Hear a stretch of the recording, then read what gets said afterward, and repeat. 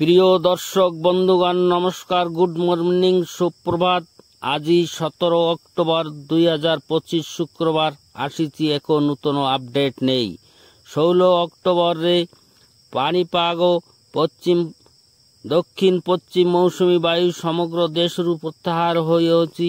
দর্শক বন্ধুগণ, আজি অর্থাৎ 17 অক্টোবর 2025 শুক্রবার গোটিଏ ଜିଲ୍ଲାରେ ইয়েলো আলর্ট জারি হয়েছি, কিন্তু আখপাখ ଜିଲ୍ଲାରେ ଯେମିତି କାଲାହାଣ୍ଡି ଏବଂ କନ୍ଧମାଳ ଜିଲ୍ଲାରେ ସାମାନ୍ୟ ପରିମାଣର ବର୍ଷା ହୋଇପାରେ।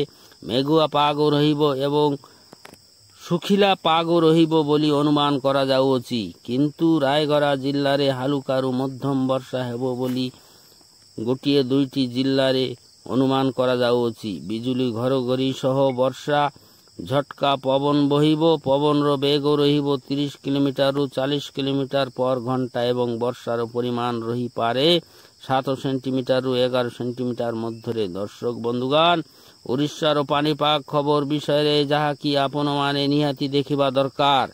ପାଣିପାଗ ବିଷୟରେ ସବୁ ସଠିକ ଖବର ଜାଣିବା ପାଇଁ ଆମ ଟିକେ ଓଡ଼ିଆ ନ୍ୟୁଜ୍ ଚ୍ୟାନେଲଟିକୁ ସ୍ୱାଗତମ। ଆମେ ଆପଣଙ୍କୁ ପ୍ରତିଦିନର ପାଣିପାଗର ସଠିକ ଟିକିନିକି ଖବର ଦେଇଥାଉ, ଯେମିତି ଖରା, ବର୍ଷା, ଶୀତ, କୁହୁଡ଼ି, ବନ୍ୟା, ବାତ୍ୟା ସମ୍ବନ୍ଧୀୟ ଗୁରୁତ୍ୱପୂର୍ଣ୍ଣ ସୂଚନା ପ୍ରଦାନ କରିଥାଉ। ସମୟ ପୂର୍ବରୁ ପାଣିପାଗ ବିଷୟରେ ଦର୍ଶକ ବନ୍ଧୁଗଣ ପ୍ରତିଦିନ ସକାଳର ଖବର ପ୍ରସାରଣ କରାଯାଇଥାଏ, ଯେମିତି ଆପଣମାନେ ସମସ୍ତେ ସୁରକ୍ଷିତ ରହିପାରିବେ। ଦର୍ଶକ ବନ୍ଧୁଗଣ, ବାର୍ତ୍ତାର ବିଷୟରେ ସବୁକିଛି ବିସ୍ତାରିତ ଜାଣିବା ପୂର୍ବରୁ ଆମ ଚ୍ୟାନେଲଟିକୁ ସବସ୍କ୍ରାଇବ କରିବେ ବୋଲି ଅନୁରୋଧ। ଦର୍ଶକ ବନ୍ଧୁଗଣ, ରାଜ୍ୟର ମୁଖ୍ୟତଃ ଭାବରେ ସବୁ ଜିଲ୍ଲାରେ ପ୍ରାୟ ଶୁଖିଲା ରହିବ ଏବଂ ଗୋଟିଏ ଜିଲ୍ଲା ଯେମିତି ରାୟଗଡ଼ା ଜିଲ୍ଲାରେ ହାଲୁକାରୁ ମଧ୍ୟମ ବର୍ଷା ହେବ ବୋଲି ଅନୁମାନ କରାଯାଉଅଛି ଏବଂ ଆଞ୍ଚଳିକ ପାଣିପାଗ ବିଭାଗରୁ ଜଣାଇଛନ୍ତି। ଆଗାମୀ ଅର୍ଥାତ୍ 18 ଅକ୍ଟୋବର ଦିନ ମୁଖ୍ୟତଃ ଭାବରେ ପାଗ ଶୁଖିଲା ରହିବ। ଆକାଶ ମେଘାଚ୍ଛନ୍ନ ମୁକ୍ତ ରହିବ ବୋଲି ଅନୁମାନ କରାଯାଉଅଛି। 19 ଏବଂ 20 ଅକ୍ଟୋବର ଦିନରେ ପାଗର ପରିବର୍ତ୍ତନ ଦେଖାଯିବ। ପାଗ ଶୁଖିଲା ରହିବ ଏବଂ ମେଘୁଆ ପାଗ ରହିବ। 6ଟି ଜିଲ୍ଲାରେ ହାଲୁକାରୁ ମଧ୍ୟମ ବର୍ଷା ହୋଇପାରେ। ଜିଲ୍ଲାଗୁଡ଼ିକ ହେଲା ବାଲେଶ୍ୱର, ଭଦ୍ରକ, ଯାଜପୁର, କେନ୍ଦ୍ରାପଡ଼ା, ଜଗତସିଂହପୁର ଏବଂ କଟକ ଜିଲ୍ଲାରେ ହାଲୁକା ମେଘାଚ୍ଛନ୍ନ ରହିବ ଏବଂ ଗୋଟିଏ ଦୁଇଟି ସ୍ଥାନରେ ଛିଟାଫଟା ହୋଇପାରେ ବୋଲି ଅନୁମାନ କରାଯାଉଅଛି, କିନ୍ତୁ ପାଖ ଜିଲ୍ଲା ଯେମିତି ସମୁଦ୍ର ଉପକୂଳରେ ଥିବା ଜିଲ୍ଲାଗୁଡ଼ିକ ହେଲା ପୁରୀ, ଖୋର୍ଦ୍ଧା, ନୟାଗଡ଼, ଗଜପତି, ଗଞ୍ଜାମ ଜିଲ୍ଲାରେ ମଧ୍ୟ କିଛି ପରିମାଣରେ ବର୍ଷା ହେବାର ସମ୍ଭାବନା ଅଛି। ଦର୍ଶକ ବନ୍ଧୁଗଣ, 20 ଏବଂ 21 ତାରିଖରେ ରାଜ୍ୟର ଅଧା ଜିଲ୍ଲାରେ ମେଘୁଆ ପାଗ ରହିବ ଏବଂ ଶୁଖିଲା ପାଗ ରହିବ। ଗୋଟିଏ ଦୁଇଟି ଜିଲ୍ଲାରେ କିଛି କିଛି ସ୍ଥାନରେ ସାମାନ୍ୟ ଛିଟାଫଟା ବର୍ଷା ହୋଇପାରେ ବୋଲି ଅନୁମାନ କରାଯାଉଅଛି।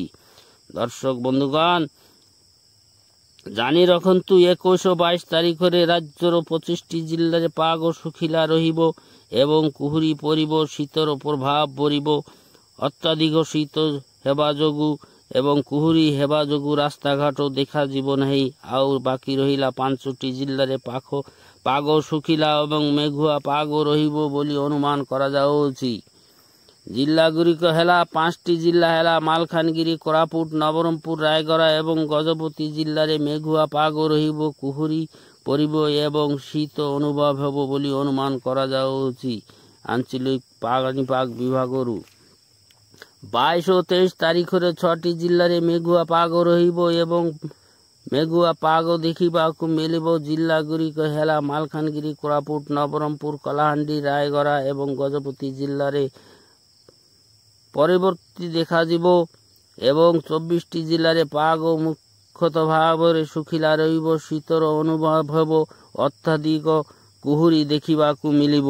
25 ଓ 26 ତାରିଖରେ ଯେଉଁ ଘୂର୍ଣ୍ଣିବଳୟଟି ହେବାକୁ ଯାଉଅଛି ଆଣ୍ଡାମାନ ସମୁଦ୍ର କୂଳରୁ ଉତ୍ତର ପଶ୍ଚିମ ଦିଗକୁ ଗତି କରୁଅଛି ଏବଂ ଘୂର୍ଣ୍ଣିବଳୟଟି 60ରୁ 70 କିଲୋମିଟର ବେଗରେ ଗତି କରୁଅଛି ବଙ୍ଗୋପସାଗର ଆଡ଼କୁ ଏବଂ ଦକ୍ଷିଣ ଭାରତରେ ଏହାର ପ୍ରଭାବ ପଡ଼ିବ ଏବଂ ଦକ୍ଷିଣ ଓଡ଼ିଶାର ମଧ୍ୟ ପ୍ରଭାବ ପଡ଼ିବ। 27-28 ବେଳକୁ ପ୍ରବଳ ଝଡ଼ ବର୍ଷା ପବନ ବହିବ ବୋଲି ଅନୁମାନ କରାଯାଉଅଛି। ଆଗାମୀକାଲି ଘୂର୍ଣ୍ଣିବଳୟକୁ ନେଇ କ'ଣ ସବୁ ନୂଆ ନୂଆ ଆପଡେଟ୍ ଆସୁଅଛି।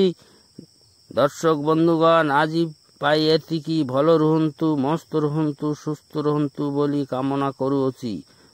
ବନ୍ଧୁଗଣ, ଆପଣମାନେ କେଉଁ ଜିଲ୍ଲାରୁ ଦେଖୁଛନ୍ତି କମେଣ୍ଟ ମାଧ୍ୟମରେ ଜଣାଇବେ ବୋଲି ଅନୁରୋଧ ଏବଂ ଲାଇକ୍, କମେଣ୍ଟ, ସେୟାର, ଫଲୋ କରି ସମସ୍ତଙ୍କୁ ଦେଖିବାର ସୁଯୋଗ କରିଦେବେ ବୋଲି ମଧ୍ୟ ଅନୁରୋଧ। ଧନ୍ୟବାଦ।